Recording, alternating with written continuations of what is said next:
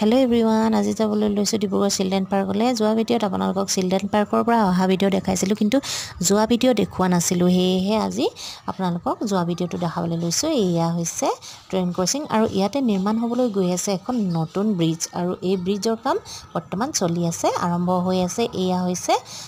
খুঁটা পুতিবৰ কাৰণে গাঁত খান্দি আছে এটো 1 নম্বৰ খুঁটাৰ কাৰণে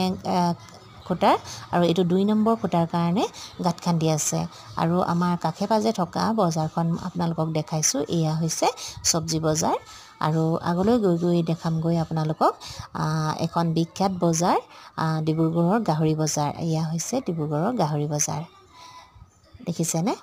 আৰু এতিয়া অকনমান আগলৈ গৈ আপোনালোকে দেখা পাব ডিব্ৰুগড় টিভি চেণ্টাৰ এয়া হৈছে ডিব্ৰুগড় দূৰদৰ্শন কেন্দ্ৰ নতুন ব্ৰিজখন হ'বলৈ গৈ যথেষ্ট সুবিধা হৈছে আৰু অসুবিধা হৈছে এই কাৰণে যাতে ট্ৰেইন আহিলে মানে গাড়ী মটৰবোৰ যথেষ্ট সময় ৰখিবলগীয়া হয় যাৰ কাৰণে স্কুল কলেজ অফিসত যথেষ্ট দেৰি হৈ যায় আৰু অসুবিধা হৈছে এই কাৰণে যে ব্যৱসায় বাণিজ্য কৰা লোকসকলৰ কাৰণে যথেষ্ট অসুবিধা হ'ব তাৰ কাৰণে চৰকাৰে এটা ভাল পদক্ষেপ ললে আমি ভাল পাওঁ এয়া হৈছে ডিব্ৰুগড় গভৰ্ণমেণ্ট বয়জ স্কুল আৰু স্কুলৰ বাহিৰৰ ইফালে দেখিছেনে ওয়ালবিলাকত যিখিনি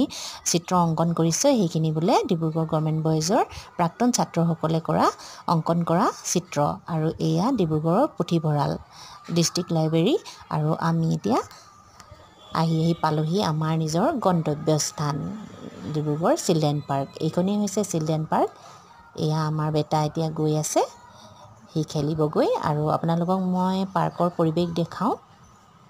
এয়া হৈছে পাৰ্কৰ পৰিবেশ ইয়াত গধূলি সময়ত যথেষ্ট পেৰেন্টছ আহে নিজৰ বাচ্চাবিলাকক খেলাবৰ কাৰণে